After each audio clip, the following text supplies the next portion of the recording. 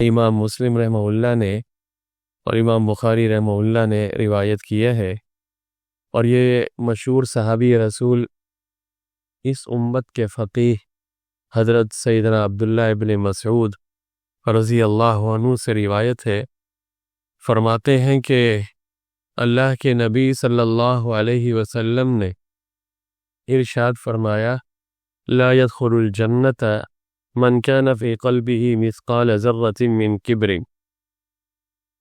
وہ شخص جنت میں نہیں جائے گا جس کے دل میں ذرہ برابر بھی تکبر ہوگا۔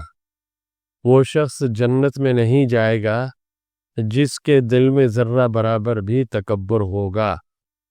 مختصراً ایک دو باتیں اس حدیث شریف کے متعلق میں ذکر کر دیتا ہوں، کیونکہ یہ حدیث بہت زیادہ ہم اپنے ماحول میں اس کو بیان بھی کرتے رہتے ہیں۔ دیکھیے، کبریائی اور بڑائی یہ صرف اور صرف اللہ تعالی کا حق ہے، اور ظاہر سی بات ہے کہ اس ذات کا حق ہے یہ کبریائی اور بڑائی، جس کے ہاتھ میں سب کی موت و حیات اور عزت و ذلت ہے، اور جس ہستی کے لیے کوئی فنا نہیں ہے اس کے علاوہ ہر چیز کے لیے فنا ہے۔ کل من علیہا فان ویبقی وجہ ربک ذو الجلال والاکرام۔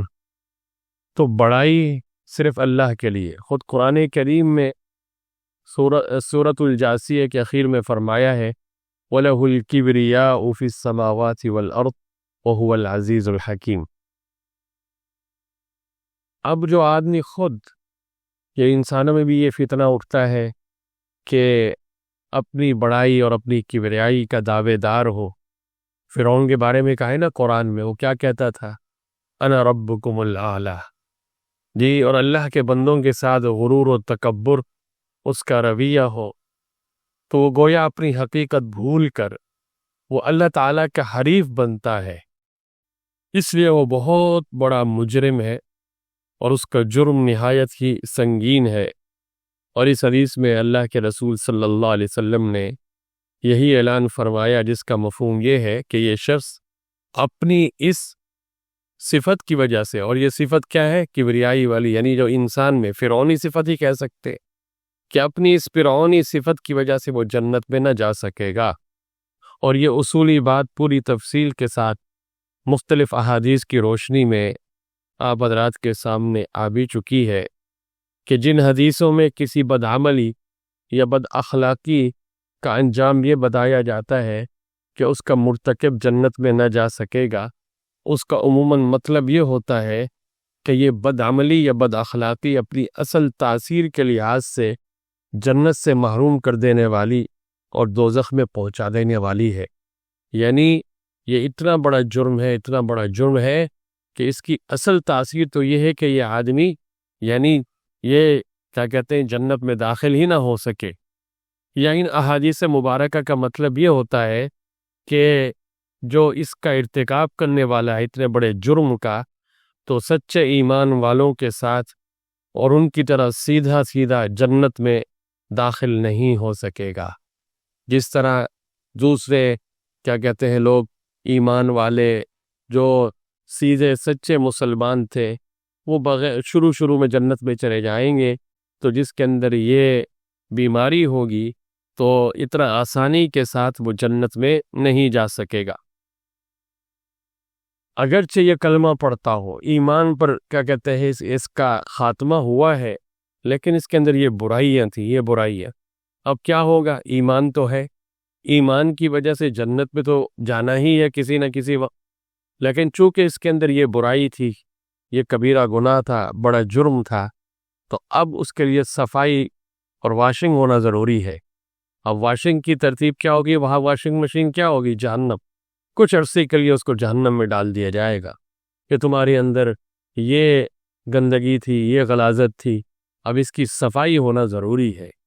آپ ذرا تصور تو کیجئے کہ کوئی آدمی ایک دو لمحے بھی، تھوڑا سا وقت بھی جہنم کا عذاب سہ سکتا ہے، برداشت کر سکتا ہے؟ تو اس بنیاد کے اوپر کہ کیا کہتے ہیں کبھی نہ کبھی جنت میں تو اہل ایمان پہنچ جائیں گے اور آدمی بڑے بڑے گناہ کرتا رہے، یہ بے وقوفی والی بات ہے۔ حماقت والی بات ہے۔ تو یہاں ہی جو فرمایا لا يدخل الجنت، جنت میں داخل نہیں ہوگا وہ شخص کہ جس کے دل میں ذرہ برابر تکبر ہے۔ تو اس کا ایک مطلب یعنی اس حدیث شریف کا مفسرین نے، محدثین نے، تو اس حدیث کی شرح کرنے والے شروعات حدیث میں بھی آپ کو مل جائے گا، وہ شارحین حدیث وہ یہ بھی بیان کرتے ہیں کہ یعنی پہلے ہی مرحلے میں، اول وہلے میں وہ جنت میں داخل نہیں ہوگا، جس طرح دوسرے اہل ایمان جو یعنی پکے ہوں گے، پکے ایمان والے وہ جنت میں جا رہے ہوں گے، یہ ان کے ساتھ جنت میں داخل نہیں ہو سکے گا، بلکہ پہلے اس کو وہ یا کہتے ہیں نا کہ چیک پوسٹ آ جاتی ہے، اس کو روک لیا جائے گا۔ اس کا یہ جو معاملہ ہے غرور کا، تکبر کا، جی اس کا معاملہ کلیئر کیا جائے گا۔ اب کلیئر کرنے کے کئی طریقے ہوں گے، ان میں ایک طریقہ یہ بھی ہوگا کہ ان کو جہنم میں ڈال دیا جائے گا، وہاں سے صفائی کر کے پھر ان کو ڈالا جائے گا۔ تو اس سے آپ اندازہ لگائیں کہ یہ غرور اور تکبر یہ کتنا بڑا جرم ہے۔ جی تکبر عزازیل را خار کر، بزندان لعنت گرفتار کر۔ اسی تکبر نے ابلیس کو ذلیل و خوار کیا اور ہمیشہ لعنت کے قید خانے میں اس کو گرفتار کیا۔ دیکھیے دو کردار ہمارے سامنے، ایک کردار ابلیس کا ہے اور ایک کردار جد امجد حضرت سیدنا آدم علیہ نبینا و علیہ الصلوۃ والسلام کا ہے۔ جی حضرت آدم تواضع کے پہاڑ، جی اپنے آپ کو مٹا دیا، فنا کر دیا۔ جب کہا گیا تو آپ نے یہی کہا ربنا ظلمنا انفسنا وان لم تغفر لنا وترحمنا لنکونن من الخاسرین۔ جی سرکش آدمی اس طرح کی باتیں نہیں کرتا۔ اگر کوئی سرکش ہوتا تو کہتا کہ جی شیطان نے ورغلایا، فلاں یہ ہوا وہ ہو، نہیں، صاف ہتھیار ڈال دیا، ربنا ظلمنا انفسنا وان لم تغفر لنا وترحمنا لنکونن من الخاسرین۔ اور ابلیس سے کہا جاتا ہے سجدہ کرو تو اپنی جگہ کہتے ہیں عقل لڑانے لگ گئی ہے کہ میں کیسے کروں، میں تو آگ سے پیدا ہوا ہوں، یہ مٹی سے پیدا ہوا ہے۔ تو دیکھیے یہ دونوں کردار ہم سامنے رکھیں، عاجزی اور انکساری نے حضرت آدم علیہ السلام کو کہاں سے کہاں پہنچایا۔